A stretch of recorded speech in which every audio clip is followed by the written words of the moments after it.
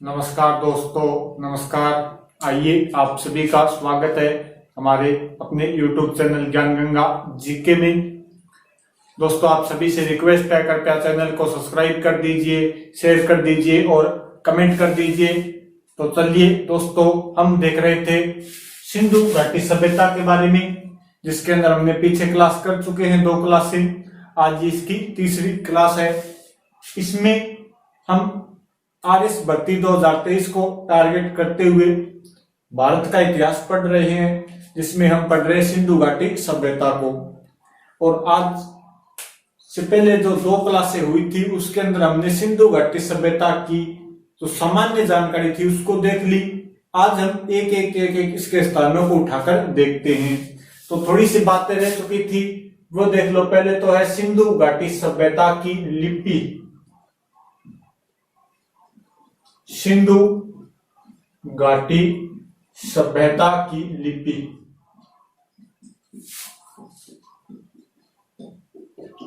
सिंधु घाटी सभ्यता की अगर लिपि की बात की जाए तो इसके हमें लिपि के साक्ष्य मिलते हैं, लेकिन उन साक्ष्यों को आज तक हम पढ़ नहीं पाए हैं, क्योंकि जो साक्ष्य मिलते हैं वो कुछ ऐसे साक्ष्य मिल गए, कुछ गोल हो गए, कुछ त्रिभुजाकार हो गए, या कुछ मछली जैसे भी साक्ष्य हो गए,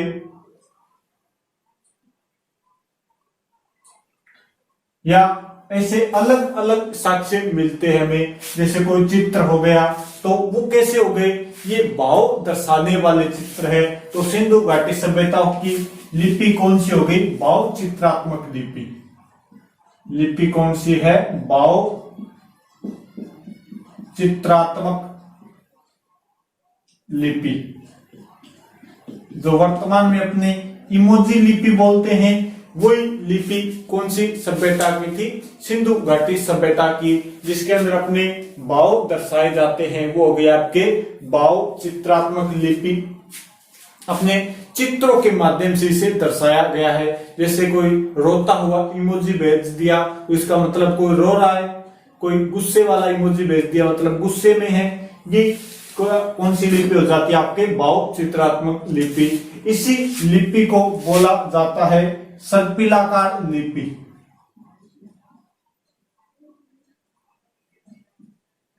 सर्पिलाकार लिपि। सर्पिलाकार लिपि क्यों बोला जाता है? क्योंकि ये लिपि ऐसे लिखी जाती थी, सांप की तरह कैसे लिखी जाती थी यह लिपि। अपने अब वर्तमान में लिख रहे हैं, इस साइड से लिखना शुरू होंगे। ये कौन सी साइड है? बाईं साइड। बाएं से दाएं जाएंगे, फिर दोबारा बाएं से दाएं जाते हैं। लेकिन यह लिपि दाएं से बाएं, दाएं से बाईं तरफ, व फिर बाईं से दाईं तरफ लिखी जाती थी। बाईं से दाईं तरफ लिखी जाती थी।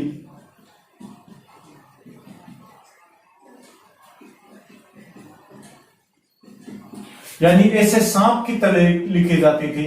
यहां से शुरू करेंगे दाईं साइड से, इधर बाईं साइड तक आ जाएंगे, फिर दोबारा बाईं साइड से शुरू करेंगे, फिर दाईं साइड से चले जाएंगे। इस प्रकार ये लिपि लिखी जाती थी। तो इसका एक नाम हो गया आपके सर्पिलाकार लिपि।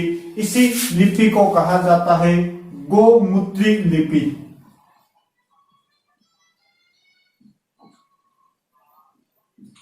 गोमूत्री लिपि।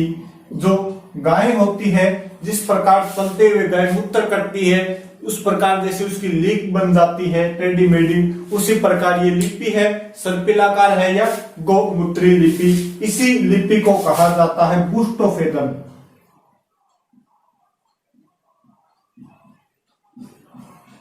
बुस्टोफेदन या बुस्टोफेदम।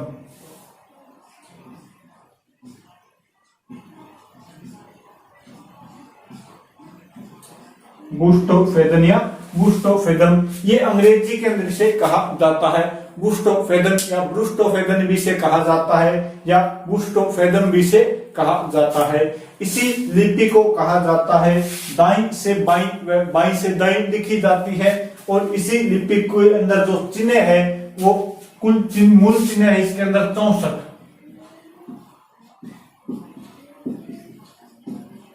मूल चिन्ह कितने हैं? 64।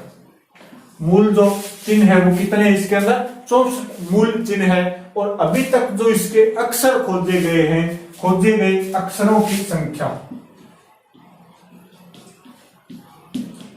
वो है आपके 350 से 400 के मध्य। 350 से 400 के मध्य अक्षर है। और इसमें भी जो सर्वाधिक अक्षर खोजे गए हैं वो है उल्टे यू के आकार के। सर्वाधिक अक्षर वो है उल्टे यू के आकार के।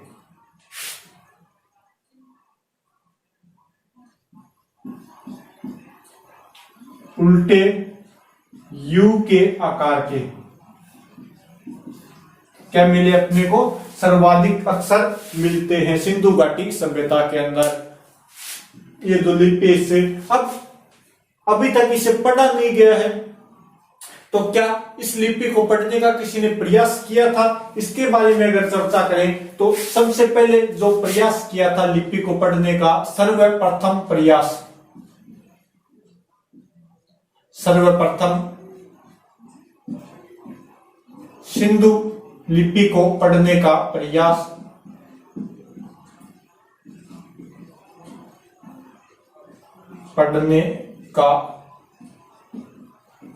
किया था वेडेन महोदय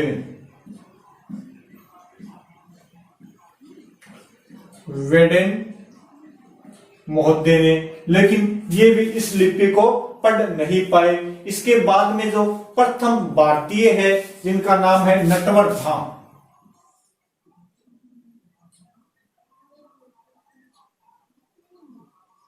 प्रथम भारतीय जिन्होंने सिंधु लिपि को पढ़ने का प्रयास किया उनका नाम था नटवर धाम। और ये भी इस लिपि को पढ़ने में असफल रहे। तो प्रथम व्यक्ति जिन्होंने सिंधु लिपि पढ़ने का प्रयास किया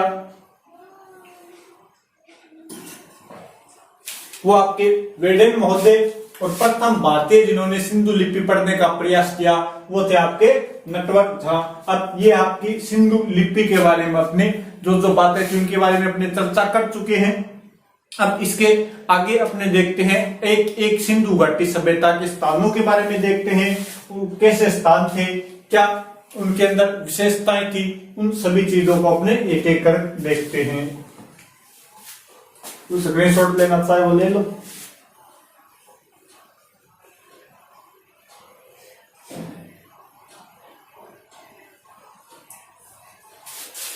अब चलिए देखते हैं सिंधु घाटी सभ्यता के स्थल।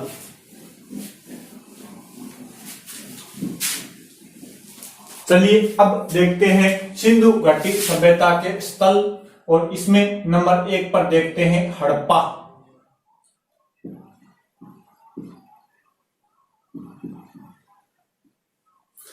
हड़प्पा स्थल के बारे में देखते हैं तो जो हड़प्पा स्थल है इसकी खोज की थी 1921 के अंदर। हड़प्पा की खोज कब हुई है? 1921 के अंदर।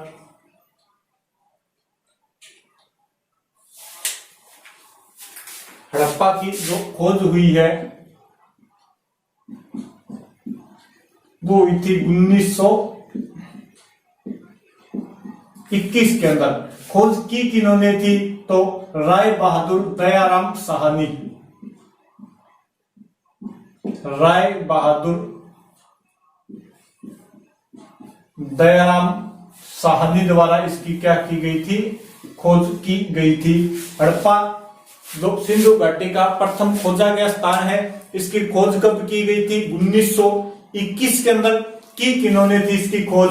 तो राय बहादुर दयाराम साहनी ने क्या की थी? इसकी खोज की थी। इसके देखते हैं भी उपनाम। इस हड़प्पा के उपनाम क्या है? तो इसे कहा जाता है तोरण द्वार। तोरण द्वार, और इसे कहा जाता है अर्ध औद्योगिक नगर। अर्ध औद्योगिक नगर। ये आपके हड़प्पा सभ्यता जो अलग स्थल है सिंधु घाटी सभ्यता का, उसके क्या मिलते हैं उपनाम। तोरण द्वार इसलिए कहा जाता है क्योंकि सिंधु घाटी सभ्यता का खोजा गया प्रथम स्थान है। ये क्या है? सिंधु घाटी सभ्यता का खोजा गया प्रथम स्थान। सिंधु घाटी सभ्यता का खोजा गया प्रथम स्थान। खोजा गया प्रथम स्थान कौन सा स्थान है? हड़प्पा है। और जहां से अपने सिंधु घाटी में प्रवेश किया वो स्थान कौन सा हो गया? हड़प्पा। और प्रवेश द्वार को बोला जाता है तोरण द्वार। तो इसे अपने बोल सकते हैं कि प्रवेश द्वार है सिंधु घाटी सभ्यता का, या ये क्या है? सिंधु घाटी सभ्यता का तोरण द्वार। इसे क्या बोल सकते हैं? सिंधु घाटी सभ्यता का प्रवेश द्वार। सिंधु घाटी सभ्यता का प्रवेश द्वार।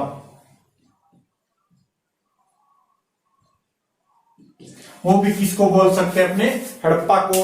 अब देखते हैं कि ये हड़प्पा है कहां पर। इसकी अगर स्थिति देखी जाए तो ये है पंजाब प्रांत।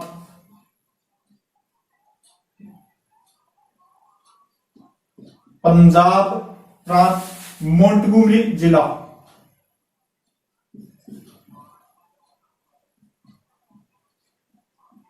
पंजाब प्रांत, मोंटगोमरी जिला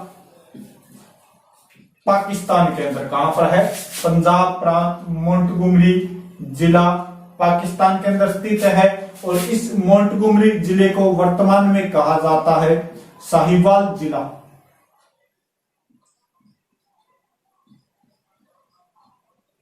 वर्तमान में इसका नाम है साहिवाल जिला। इस सिंधु घाटी सभ्यता की जो खोज की थी वो की थी दयाराम साहनी ने। और इसके जो निर्देशक थे वो थे जॉन मार्शल। सिंधु घाटी सभ्यता के जो निर्देशक थे उनका नाम था जॉन मार्शल। जॉन मार्शल के नेतृत्व में इसकी क्या की गई थी? खोज व उत्खनन का कार्य किया गया था। सिंधु घाटी सभ्यता का जो प्रथम स्थान है हड़प्पा, इसका उत्खनन व खोज किसके निर्देशन में की गई थी? जॉन मार्शल के निर्देशन में की गई थी। अब देखते हैं कि इस जो हड़प्पा मिला है ये किस नदी के किनारे है। तो जो हड़प्पा नगर है ये रावी नदी के किनारे है।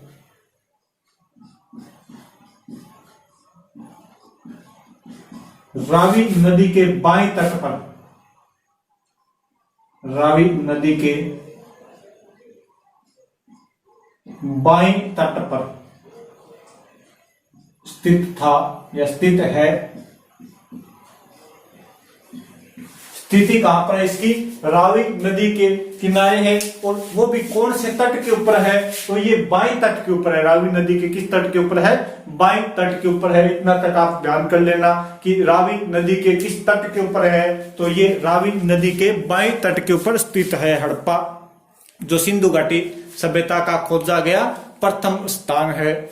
अब इसके उत्खनन की बात की जाए कि इसका उत्खनन कब कब और किन्होंने किया था, इसका देखते हैं उत्खनन। इसका उत्खनन पहली बार तो किया था दयाराम साहनी ने।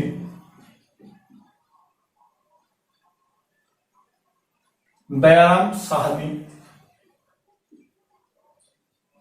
इन्होंने इसका उत्खनन किया था 1921 के अंदर। जब इसकी खोज की थी तब इसका उत्खनन इन्होंने किया था दयाराम साहनी ने। इसके बाद इसका उत्खनन किया था माधव स्वरूप वत्स ने।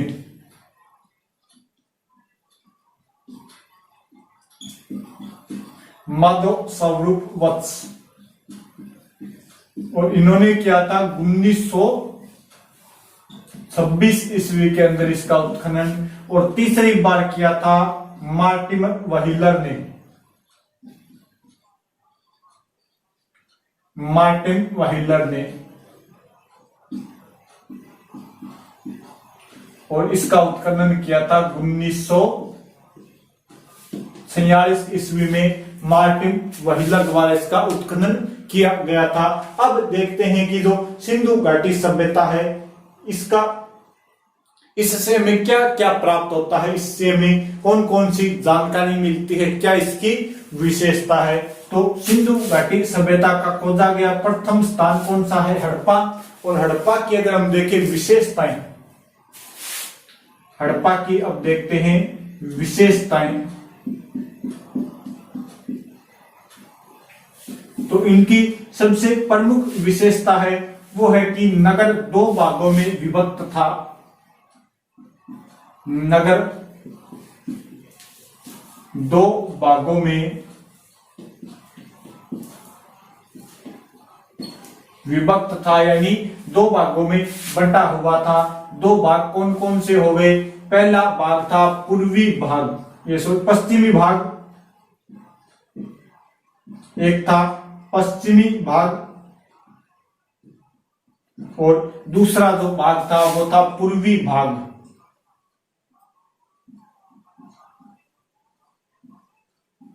पश्चिमी भाग और पूर्वी भाग, इन दो भागों में नगर था। जो पश्चिमी भाग था ये था दुर्गीकृत,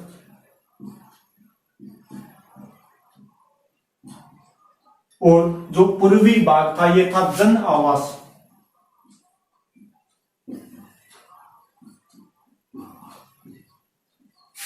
पश्चिमी भाग के अंदर दुर्ग जैसे बड़े बड़े मकान मिलते हैं या बड़े बड़े भवनों के अवशेष मिलते हैं, लेकिन पूर्वी भाग के अंदर अपने को साधारण जन आवास मिलते हैं, छोटे मकान मिलते हैं जो अपने मान सकते हैं कि साधारण जनता के रहने के लिए आवास होंगे। अब ये जो पश्चिमी भाग है, दुर्गीकृत भाग है, इसे बोला गया दुर्ग टीला, इसे नाम दिया गया दुर्ग टीला, और इसे नाम दिया गया नगर टीला।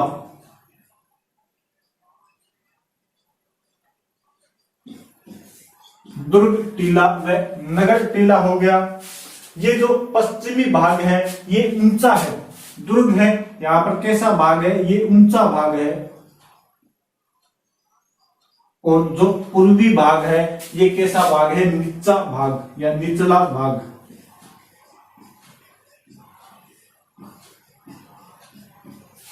ये जो पूर्वी भाग है ये दुर्ग जैसा बड़े मकान मिले हैं यहां से, और बड़े मकान कहां से मिलेंगे, जहां पर कोई पैसे वाले रहते हो, तो ये प्रशासनिक वर्ग का निवास स्थान है।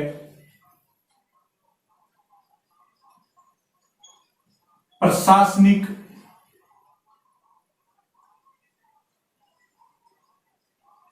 वर्ग का निवास स्थान।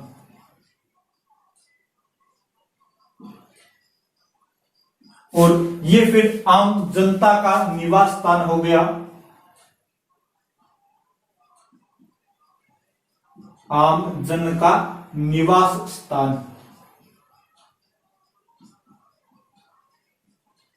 ये फिर आपके आम जन का निवास स्थान हो गया। अब देखते हैं कि ये नगर कैसे थे, इनमें से अपने को क्या क्या मिले हैं वो अपने देखते हैं। तो पहले आप इसका स्क्रीनशॉट ले लीजिए, फिर चलते हैं आगे, देखते हैं इनमें से क्या क्या अपने को प्राप्त होते हैं।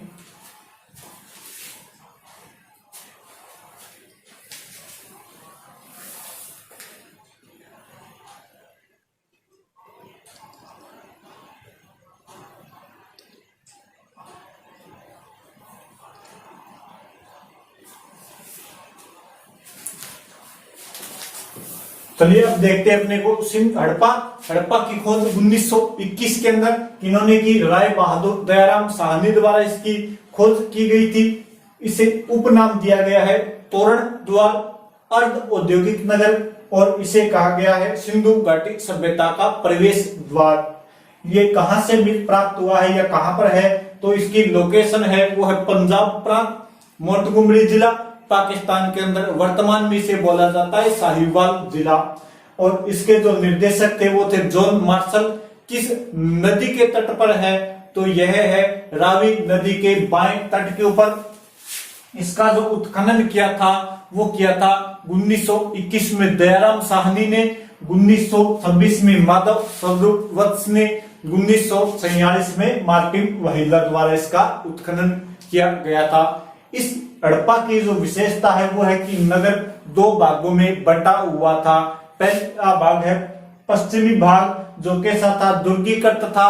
दूसरा भाग है पूर्वी भाग जो कैसा था, जन आवास था। जो दुर्गीकृत था वो प्रशासनिक वर्ग का निवास स्थान होगा, जहां पर दुर्ग जैसे बड़े बड़े मकान मिले हैं, तो यहाँ पर कोई पैसे वाले रहते होंगे। और उधर जो पश्चिमी भाग है वो नीचा वर्ग था या नीचा स्थान था, और वो आम जनता के लिए निवास स्थान था, वहां पर आम जनता निवास करती थी। अब अपने चलते हैं अलग अलग, इनको देखते हैं। अब इस नगर को अलग देखते हैं, यहां से अपने को क्या क्या प्राप्त होता है।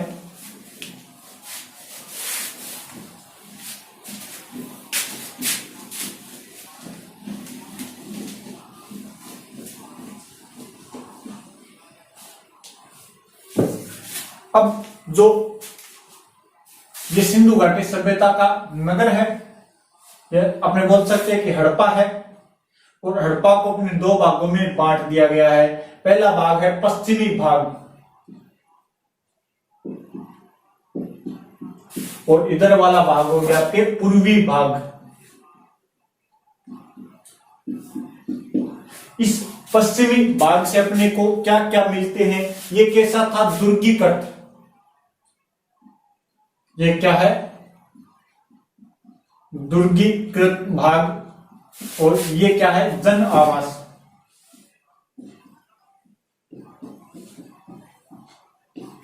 अब यहां से जो दुर्ग मिले हैं उन्हें बोला गया माउंट एबी। इन दुर्गीकृत भाग को क्या बोला गया, माउंट एबी।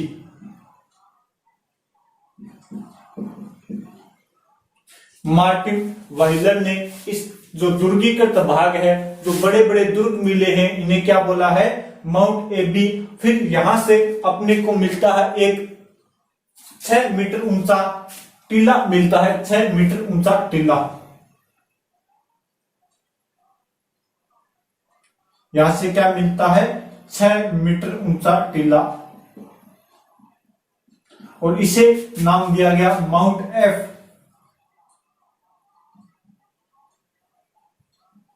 माउंट एफ इसे नाम दिया गया है। तो माउंट एबी क्या है, दुर्गीकृत भाग है। माउंट एफ क्या है, पश्चिमी भाग से मिला हुआ एक टीला, क्या कहलाया आपके, माउंट एफ कहलाता है। अब आइए जन आवास के अंदर, और जन आवास से हमें यहां से जन आवास के दक्षिणी भाग से ऐसे 37 कब्रें मिली है, एक लाइन के अंदर है। ऐसे क्या मिली है, 37 कब्रें। ये क्या आपके 37 कब्र है, जहां पर व्यक्तियों को दफनाया गया है मृत्यु होने के बाद, और इसे नाम दिया गया है R37। इन R37 कब्रों को नाम क्या दिया गया है, R37 नाम दिया गया है। यहीं से बाद में एक समाधि मिलती है, H आकार की है, अंग्रेजी के H आकार की है। ये क्या है, समाधि। और फिर इसे नाम दिया गया समाधि H। इसे नाम दिया गया है समाधि H, नाम दिया गया है। ये जो पूरा का पूरा भाग है, इसके इधर एक नदी जाती है जो आपकी रावी नदी हो गई। ये कौन सी नदी हो गई, रावी नदी। और इस नदी के ये जो पूरा का पूरा हड़प्पा इसके उत्तरी भाग में आ गए। अपने उत्तरी भाग में यहां पर जो पश्चिमी भाग है, दुर्गीकृत भाग है, इसके यहां पर अपने को मिलते हैं 6 अन्नागार।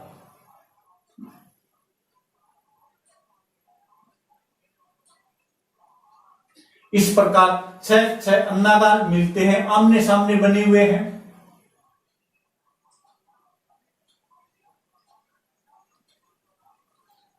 एक पंक्ति के तरह से बना दो, 12 अन्नागार मिले अपने को, 6।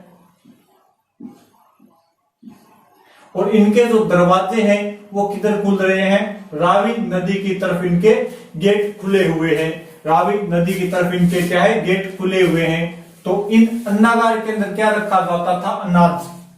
ये क्या है, अन्नागार।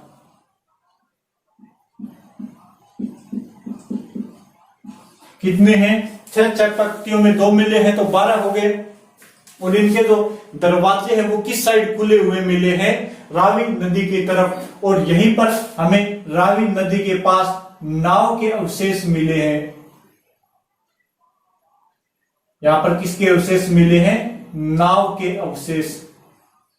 तो ऐसा अनुमान लगाया जाता है कि यहां पर जो अनाज का व्यापार होता था, अनाज का एक स्थान से दूसरे स्थान पर आना जाना होता था, वो किस मार्ग से होता होगा, वो जल मार्ग से इसका आना जाना या यहाँ से आयात निर्यात इसका होता होगा। ये जो रावी नदी है इसके माध्यम से अनाज एक स्थान से दूसरे स्थान पर ले जाया जाता होगा। अब यहीं पर पश्चिमी भाग के अंदर ही हमें दुर्गीकृत जो भाग है इसी के पास मिले हैं 18 चबूतरे, मिट्टी के बने हुए या ईंटों के बने हुए। यहां पर क्या मिले हैं, 18 चबूतरे।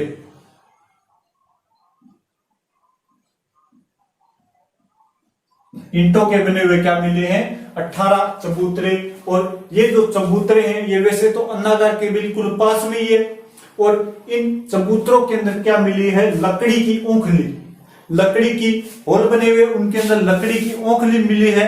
मुसल वगैरह के भी अवशेष मिले हैं। और इनके अंदर जो हमें अनाज मिलता है वो मिलेगा आपके गेहूं व जौ के अवशेष मिलते हैं। गेहूं प्लस जौ के अवशेष यहां से हमें मिलते हैं। तो यहां पर अनाज को साफ किया जाता था और फिर इन अन्नागारों के अंदर क्या कर दिया जाता था, रख दिया जाता था सुरक्षित रूप से। फिर यहां से नाव के माध्यम से या जल मार्ग के माध्यम से इस रावी नदी के माध्यम से अपने एक स्थान से दूसरे स्थान पर इसे ले जाया जाता था। यहीं पर हमें मिले हैं श्रमिक आवास।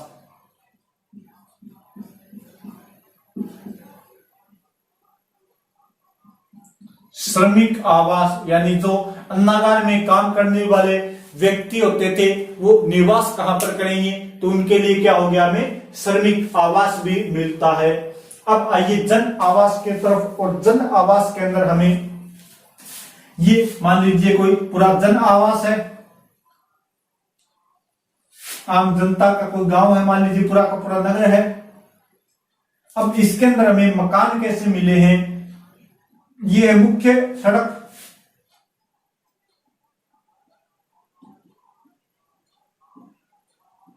और इसके बाद में फिर यहां से अपने मकान शुरू होंगे।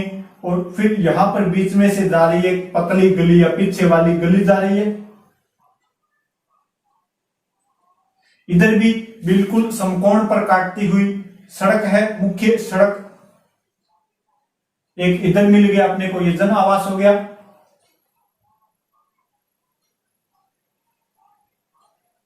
ये भी क्या है, जन आवास। इसके बीच में से भी क्या जा रही है, एक पतली वाली गली जा रही है।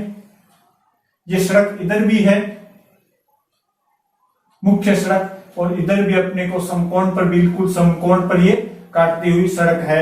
यानी ये सड़क क्या है, बिल्कुल समकोण पर काटती है। और ये जो पतली गली है इसके अंदर क्या, फिर यहां से सड़क से जाया जाएगा। और ये लोगों की क्या मिले, अपने को घर मिले हैं। ये क्या है, लोगों के घर है।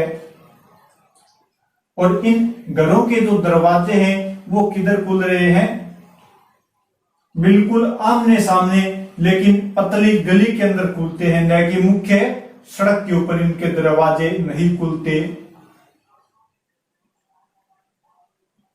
ये घर है। और इसी प्रकार इस साइड भी मिले हैं।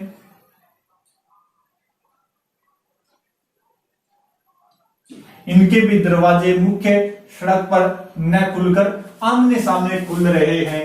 और ये इन घरों की क्या है, विशेषता है कि इनके जो दरवाजे हैं वो मुख्य सड़क पर नहीं खुलते, कहां पर खुलेंगे, गली के अंदर खुलते, पीछे गली के अंदर इनके दरवाजे खुलते हैं।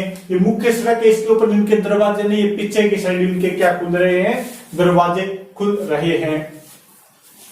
ये सिंधु घाटी सभ्यता के जो हड़प्पा है इसकी क्या है, मुख्य विशेषता है। और मुख्य विशेष यहां से हमें ड्रेनेज सिस्टम बहुत बढ़िया मिला है, जल निकासी बहुत बढ़िया प्रकार की मिलती है। इसके अलावा यहां से हमें तांबे की भट्टियां भी मिली है, यहां पर बना देते हैं अपने तांबा गलाने की भट्टियां।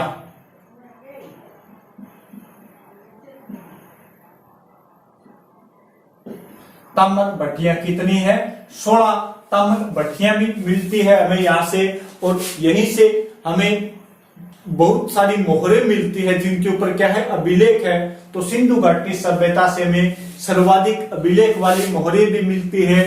यहीं से हमें इक्का गाड़ी, और यहीं से हमें मोहरें जिसके ऊपर सांप और गरुड़ का चित्र है, यहीं से हमें मृत भांड भी मिलते हैं। उन बाकी चीजों की अपने चर्चा करेंगे अगली क्लास के अंदर। तो आप सभी से रिक्वेस्ट है, कृपया ज्यादा से ज्यादा शेयर कर देना, और इसका स्क्रीनशॉट देना चाहिए वो स्क्रीनशॉट दे लो। फिर अपने अगली क्लास के अंदर कल इसकी और चर्चा करेंगे, जो इसकी चीजें रह गई है मैं लिखवा दूंगा कल अगली क्लास के अंदर। आप सभी से रिक्वेस्ट है, कृपया ज्यादा से ज्यादा शेयर कीजिए, कमेंट कीजिए और चैनल को सब्सक्राइब कर लीजिए। ओके, थैंक यू, बाय, जय हिंद, जय भारत।